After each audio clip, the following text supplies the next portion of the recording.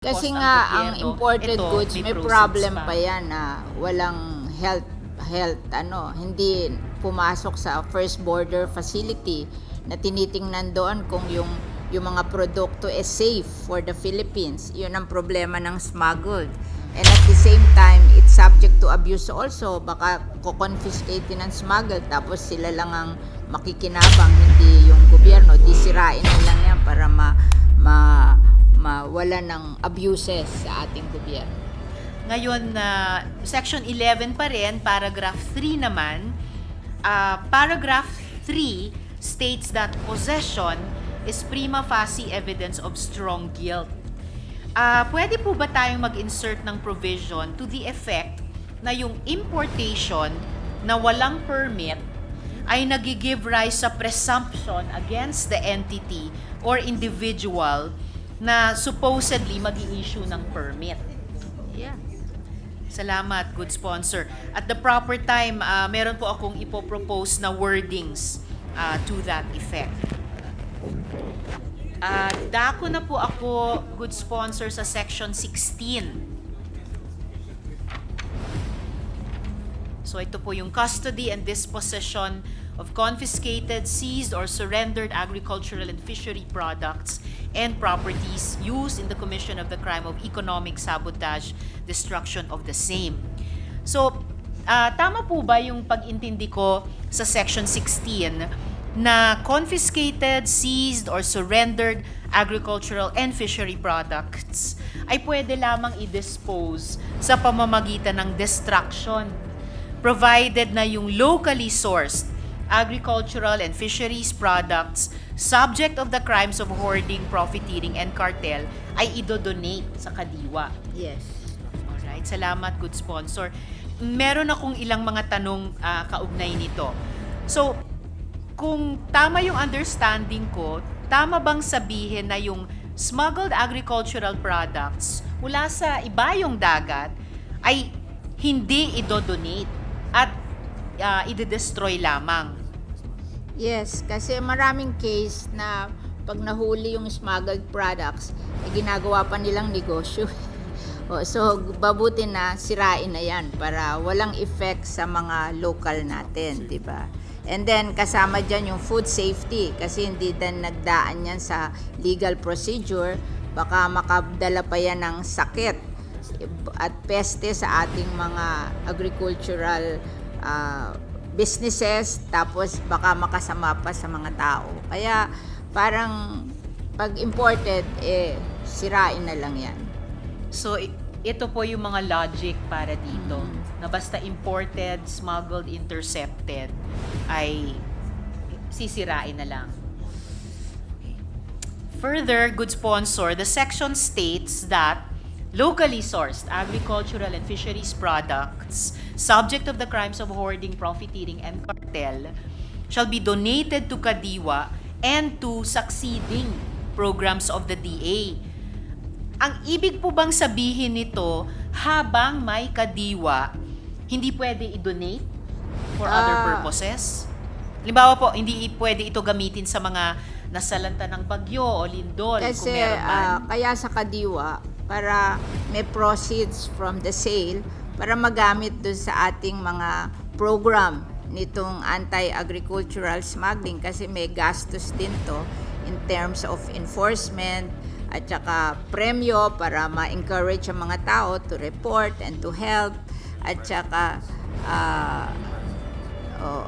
yun ang reason para makatulong din sa ating mga kababayan na kasi wala namang harm yung nanggaling sa atin kasi hindi nadagdagan ng smuggled yung supply. Kasi syempre, law of supply and demand, pag pinapasukan mo ng extra supply, medyo affected yung mga local producer natin.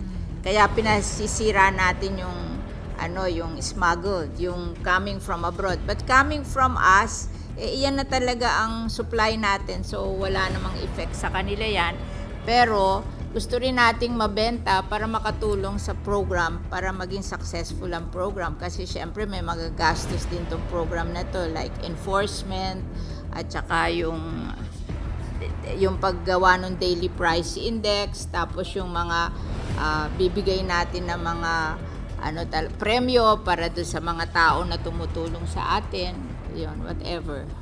Kaya lang po, good sponsor, parang itong provision hindi nag-a-allow ng masyadong flexibility. Kumbaga, earmark yung intercepted local agricultural products sa Kadiwa, pero hindi pwedeng gamitin halimbawa, yun na nga, sa disaster relief. Kasi magulo yung ganun eh. Parang mahirap, mamaya sasabihin nila, ginamit nila sa disaster relief, tapos nanlolo ko pala. Alam mo naman, ang gobyerno natin, maraming abuses na ganyan. Parang ito, mas hindi necessarily Kadiwa, but kung paltan yung concept ng Kadiwa, basta doon dadalhin. So it increases the supply of mga agricultural products sa market, and then that will bring down the price of agricultural products in the market. And at the same time, makaraise tayo ng funds para magamit natin sa enforcement natin ng ating mga batas.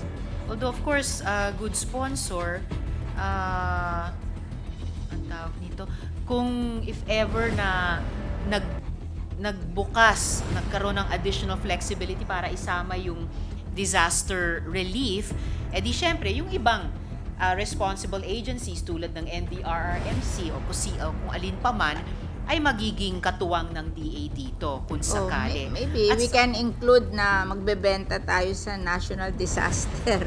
Oo, pero siguro dapat ibenta para merong trace na talagang ibinenta, kasi mamaya sasabihin dinonate sa national disaster, di naman pala dinonate. Maigi yung may record para kahit na hindi naman tayo really after makakuha ng maraming pera, but may record lang na may nagbayad para makita natin na hindi naman naglokohan dun sa mga na-confiscate nating mga products. And speaking nga po of, salamat dun sa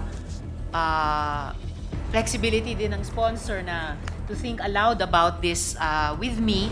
Pero kung sinasabi ngang pwedeng ibenta sa NDRRMC, parang kanina sinabi po na dahil earmarked or prioritized for Kadiwa, para may proceeds tayo from the sale.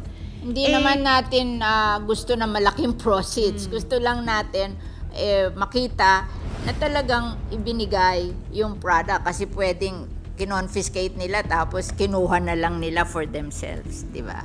Ito at least may record na kung kahit murang-murang ibinenta sa Kadiwa or sa national disaster, may record na ibinenta, di ba? Fair enough, good sponsor. Bagamat siguro may iba pang mga paraan, lalo na kung within government naman, from one government agency to another, ibang mga paraan pa na magkaroon ng paper trail ng proper disposition ng ganitong klaseng mga products. At saka po, kasi kanina sinabi nga na may proceeds from the sale. O nga, hindi naman naghahabol ng malaking kita, may maaring modest proceeds. Yet, di po ba yung imported na intercepted na smuggled goods, willing tayo sa panukalang batas na sirain. Talagang zero proceeds, mag-absorb pa ng cost kasi ang nga gobyerno. ang imported goods may problem pa pa yan na walang health hindi pumasok sa first border facility na tinitingnan doon kung yung